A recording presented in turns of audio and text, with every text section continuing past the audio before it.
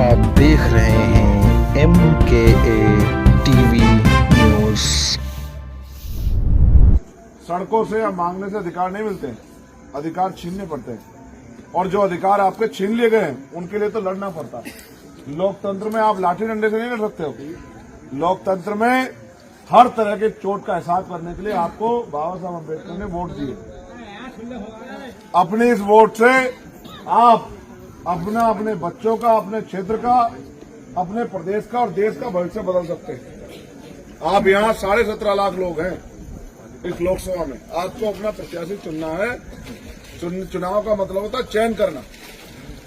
आप तस्तरी उठाकर रखिए, तस्तरी में सारे प्रत्याशी रखिए और ये महसूस करिए इस क्षेत्र के लिए सबसे अच्छा प्रत्याशी कौन है जो इस क्षेत्र के लिए लड़ सकता है। जब आप तस्तरी रखोगे, तराजू रखोगे तो आपको पता लगेगा कि कौन आदमी किस किरदार का है। तो एक नाम आपको आएगा, चंद्रशेखर आजाद, जो पिछले 11 साल से सड़कों पे गरीबों, दलितों, पिछड़ों, मुसलमानों, किसानों, महिलाओं के सम्मान के लिए लड़ रहा है।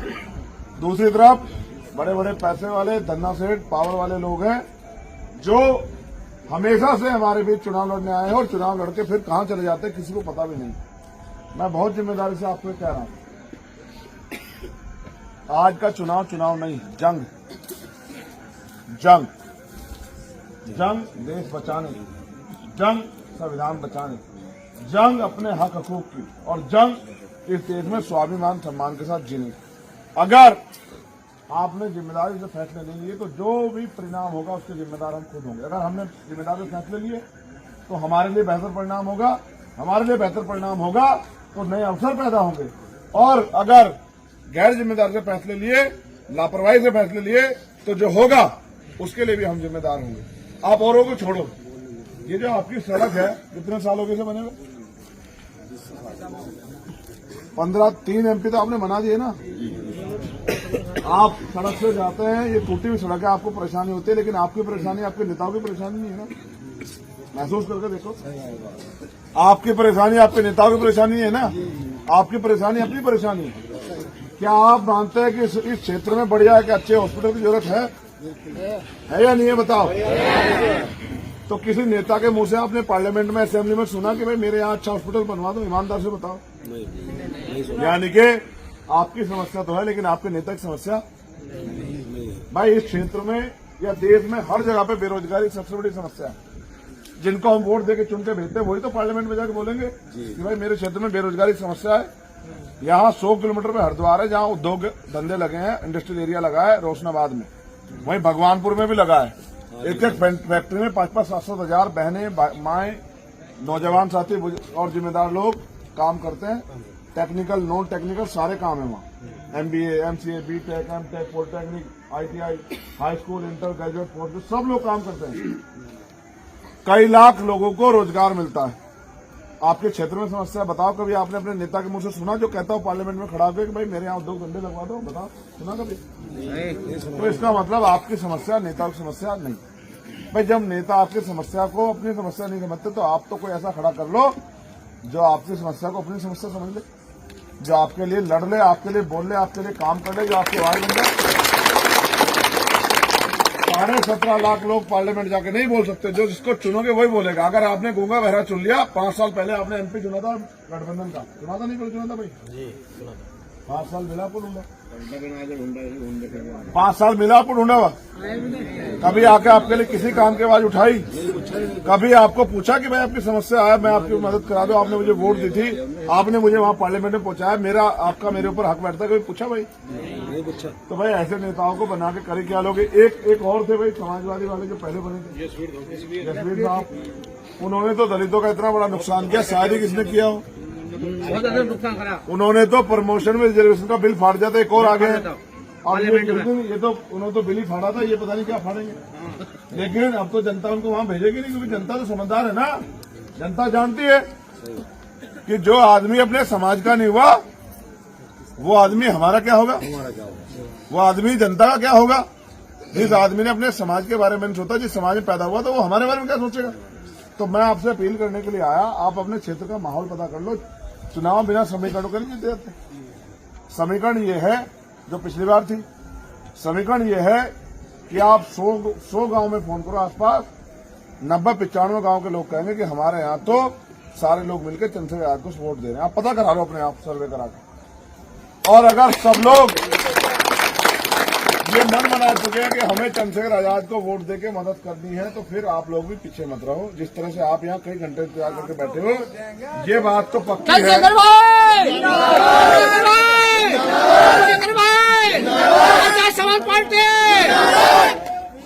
रखना, ये नगीना लोकसभा के लोग जो फैसला करने जा रहे हैं, वो फैसला सिर्फ नगीना का नहीं, वो फैसला इस उत्तर प्रदेश के मुस्तकबिल को तय करेगा। ये हमारा कमजोरों, किसानों, मजदूरों, दलितों, पिछड़ों, मुसलमानों और गरीबों का जो इत्तेहाद है, जो भाईचारा है, वही भारतीय भाईचारा भारतीय जनता पार्टी को रोक सकता है। मैं आपसे अपील करने के लिए आया हूं, इस बार अपनी वोट को जब आप 19 तारीख को डालने जाए, तो एक तरफ चुनाव का मतलब होता है चयन करना। आप तस्तरी में, आप तराजू में तोल के देख लेना, एक तरफ वो उम्मीदवार है जो सिर्फ चुनाव लड़ने आए हैं, और एक तरफ चंद्रशेखर आजाद है जिसने 11 साल में आपका कभी हाथ नहीं छोड़ा, और आपकी लड़ाई सड़क से लेके हर चौराहे, गली, हर तहसील, हर जिला कार्यालय में लड़ने काम किया। हमेशा आपकी आवाज बना, उस आवाज को ताकतवर करना है, यह उसका गला घोटना, इसका फैसला नगीना के लोगों को करना है। मैं तो आपसे मदद मांगने के लिए आया हूं। मेरे साथी दिन रात यहां मेहनत कर रहे हैं, और हर एक दिन हम लोग आगे बढ़ रहे हैं। आज इस क्षेत्र में कोई गांव ऐसा नहीं है, पिछले 4.5 महीने में हमने घर घर जाकर मेहनत की है, लोगों को तैयार किया है, कमेटियां बना के, संगठन बना के, भाईचारा बना के अपनी ताकत बनाई है। एक साजिश से खबरदार रहना मेरे साथियों, वो आपकी बस्ती में आके कहेंगे कि वो तो दूसरे लोग तो दूसरी बस्ती के फलानी पार्टी को वोट दे रहे हैं, और उनकी बस्ती में जाकर कहेंगे वो दूसरे लोग तो फलानी पार्टी को वोट कर रहे हैं। मैं आपको बहुत जिम्मेदारी से कह रहा हूं, आपकी जेब में मोबाइल है और मास्टर साहब भी वहां खड़े हैं। मैं बहुत जिम्मेदारी से आपको कह रहा हूं, अपने आसपास किसी भी गांव में फोन करके देख लेना, और किसी से भी पूछ लेना, किसान आगे बढ़ के मदद कर रहा है, नौजवान उससे भी आगे बढ़ के मदद कर रहा है, और चाहे वो गरीब हो, कमजोर हो, दलित हो, कोई भी हो, हर आदमी इस बात के लिए तैयार है कि अब तक हमने जिनको वोट दी वो पीछे मुड़क के नहीं देखे, उन्होंने हमारी कोई लड़ाई नहीं लड़ी। अगर किसी ने अपनी जान की बाजी लगाई तो वो चंद्रशेखर आजाद है, हमारा भाई है, हमारा साथी है, जिसने हमेशा 13 महीने किसान आंदोलन में दिन रात एक करके रखा। जब पहलवान बेटियों के सम्मान पे आ जाए तो अपनी जान की बाजी लगाकर दिल्ली में आंदोलन किया, और जब एनआरसी का मामला आया, जिनको वोट देकर हमने ताकत दी थी, वो नेता घरों में छिप गए, और हमारी माँ बहनों को मजबूरी में आंदोलन करने के लिए हमारी दादियों को सड़कों में आना पड़ा। तो सब लोग नेताओं का तमाशा देख बना रहे थे। अकेला चंद्रशेखर आजाद आपका भाई संविधान को लेकर जहां मस्जिद की सीढ़ियों पे खड़ा होकर ये आपसे वादा करके खड़ा हुआ था कि अब अपने आप को अकेला मत समझना, चंद्रशेखर आजाद आपके साथ खड़ा है। कोई भी भाई अपने आप को अकेला मत समझना। इतनी लड़ाइयां लड़के मैं आज यहाँ खड़ा हूं और आपसे मदद की उम्मीद कर रहा हूं। रोजे हैं पूरे दिन से। मैं जानता हूं कि बहुत कम समय बचा है, बस मैं आपसे पूछना चाहता हूं, है भी 6 मिनट है, 3 मिनट नहीं है, 6 मिनट है, 37 पे है भाई, 37 पे है ना। मुझे वादा करके बताओ मेरी मदद करोगे नहीं करोगे? दोनों हाथ उठा के, जो दोनों हाथ उठाएगा उसी की मानूंगा मैं। इतना तो रोजे में भी फल ज्यादा हो सकता है, नहीं हो सकता है। बहुत बहुत शुक्रिया ताजपुर वालों, आज के लिए माफ कर दो, दोबारा आऊंगा आप लोगों के बीच में, पक्का आऊंगा, आपको छोड़ के नहीं जाने वाला। ताजपुर के लोगों को ताज भी बंधेगा और आपकी आवाज दिल्ली भी जाएगी, चिंता मत करना, आपकी आवाज बड़ी मजबूत है। और हमारे प्रधान जी और तमाम साथी जितनी मेहनत कर रहे हैं उनकी मेहनत जो है कामयाब होगी। कुदरत किसी की मेहनत जाए नहीं जाने देती, क्योंकि आपको पूरे दिन के आप भूखे प्यासे हैं, रोजे में हैं। मैं आपसे अपील करता हूं कि आज के मजमे को हम लोग ये खत्म करते हैं। नहीं भाई और तमाम हमारे साथी कमान भाई, आजम भाई, जो पूरी मेहनत से प्राइमरी स्कूल के मास्टर थे। मेरी माँ खेत पर घास ला के हमें पालती थी। हमने तो गरीबी देखी है। हमने समाज के लिए 16-16 महीने जेल काटी। हमने समाज के लिए दिल्ली में जब गुरु घर टूट गया था, जैसे आपके यहाँ है, अभी आप माला पहना थे, दिल्ली सरकार ने, केंद्र सरकार ने तोड़ दिया था, ईंट सीट बजा दी सरकार के 5 लाख रुपए इकट्ठा करके। बिजनौर के लोग भी गए थे, 66 दिन जेल में रहा। जब एनआरसी का आंदोलन आया, जब देश का मुसलमान, हम बहुजन की बात करते हैं, बहुजन एक जाति थोड़ी होती है, मुसलमान भी इसमें बराबर के हिस्सेदार, पिछड़े वर्ग के लोग भी इसमें बराबर के हिस्सेदार, देश की सारी महिलाओं की हम बात करते हैं। तो जब मुसलमान जिनको वोट देते थे वो सारे नेता घर में घुस के बैठ गए, अकेला चंद्रशेखर आजाद खड़ा था जमा मस्जिद पे, जो कह रहा था घबराना मत, चंद्रशेखर आजाद खड़ा है, अकेला मत समझना अपने आप को। मैंने तो लोगों की मदद की, किसानों का आंदोलन हुआ, 13 महीने लड़ता रहा उनके साथ खड़े होकर, पहलवान बेटियों का अपमान हुआ, उनकी लड़ाई के लिए जी जान की बाजी लगा दी, और फिर जब तब भी नहीं रुका तो 4-4 गोली चलाई मेरे पर। मैंने क्या बिगाड़ा किसी का, मुझे मारना चाहते हैं? क्या बिगाड़ दिया मैंने किसी का? क्या गरीबों की आवाज उठाना कोई गलत काम है? क्या हम अपने, क्या हम जानवर है कि गरीबी में पैदा हम गरीबी में मर जाए? क्यों हम इंसान नहीं? क्या हमारे कोई सपने नहीं? तो इस देश में जो चल रहा है यहाँ पर हम सब देख रहे हैं, और कोई लड़ना नहीं चाहता, आप ये भी जानते हो, सब लोग जानते हैं, कोई लड़ना नहीं चाहता। हर आदमी कोई अपने पैसा बचाने, कोई संपत्ति बचाने, कोई अपने परिवार को आगे बढ़ाने में लगा है। लेकिन हमें दर्द है क्योंकि हमारे महापुरुषों ने जो संघर्ष किया, उनके 4-4 बच्चों की कुर्बानी हम पे कर्ज है, हम उस कर्ज को उतार के छोड़ेंगे, इसलिए हम लड़ रहे हैं। आप ये जानते हो कोई चीज आपसे छिपी नहीं। मैंने कभी समाज के सम्मान से कोई समझौता नहीं किया, हमेशा प्रयास किया कि समाज का सम्मान ऊंचा रहे। और यहां मैं नगीना पार्लियामेंट लड़ रहा हूं, ये सच है, लेकिन नगीना पार्लियामेंट आप नहीं समझ सकते कि मेरे जैसा आदमी सुख सुविधा की राजनीति कर सकता था। अगर मुझे एमपी एमएलए बनना होता तो किसी भी दल में आप सुख सुविधा कर लेते, लेकिन महापुरुषों के विचार जिंदा रहे, इसलिए मैं ये आंदोलन चला रहा हूं। और मैं आपसे कह रहा हूं, आप पहली बार शुरुआत कर रहे हैं मेरा साथ देने की, आप देखना, अगर आपको किसी और नेता की जरूरत पड़ेगी तो चंद्रशेखर आजाद का होना बेकार हो जाएगा। मेरी बात याद रखना, चुनाव के बाद याद रखना मेरी बात। मेरे माए बहनें यहां बैठी है, मैं बहुत जिम्मेदारी से कह रहा हूं, मैं आज कुछ नहीं दे सकता, मेरे पास कुछ नहीं है देने को, क्योंकि मेरे पास ताकत ही नहीं। ताकत आपने दूसरे नेताओं को दी, अभी मेरे पास कलम है, लेकिन कलम में वो ताकत नहीं कि मैं फैसले कर सकूं। लेकिन इसी चुनाव के बाद याद रखना, महापुरुषों के आशीर्वाद से इतनी ताकत होगी मेरी कलम में कि जब मैं आपके अधिकारों के लिए पार्लियामेंट में बोलूंगा तो सामने वालों के पैर कांप जाएंगे। मेरी बात को आप याद रखना। क्या चंद्रशेखर आजाद कोई भेड़ बकरी है? चंद्रशेखर आजाद तो आपका खून है, बाबा साहब का खून है, सदगुरु रविदास जी का, गुरु नानक देव का, संत कबीर का खून है। मैंने और काशीराम साहब का असली चेला है। मैंने जो कुछ भी अब तक सहा उसका मुझे डर नहीं। मुझे डर यह है कि जब संविधान नहीं बचेगा तो मैं क्या कर लूंगा, आप बताओ। मुझे वोट का अधिकार नहीं बचेगा, मैं किसको ताकत दे दूंगा, आप बताओ। जब इस देश में हमें पढ़ने पढ़ाने के, आगे बढ़ने के अवसर ही खत्म हो जाएंगे तो मैं क्या करूं। आज मेरे मन में इच्छा है कि अगर मेरी कलम में ताकत होता तो लाखों नौजवानों का रोजगार देके जाता, यही खड़े होकर रोशनपुर में।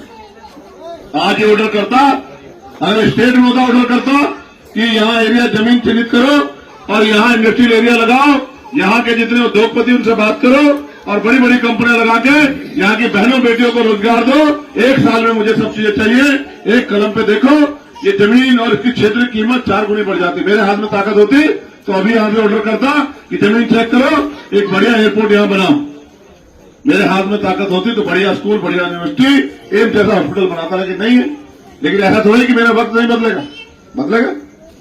जिस दिन समाज मेरे साथ खड़ा हो गया उस दिन मेरा वक्त भी बदलेगा, और जिस दिन मेरा वक्त बदलेगा उस दिन इस देश के हर एक कमजोर, गरीब, मजलूम, किसान, नौजवान, महिलाएं, दलित, पिछड़े, मुसलमान, सबका वक्त बदलेगा। याद रखना। मैं आपसे मदद मांगने आया, बताओ मेरी मदद करोगे नहीं करोगे?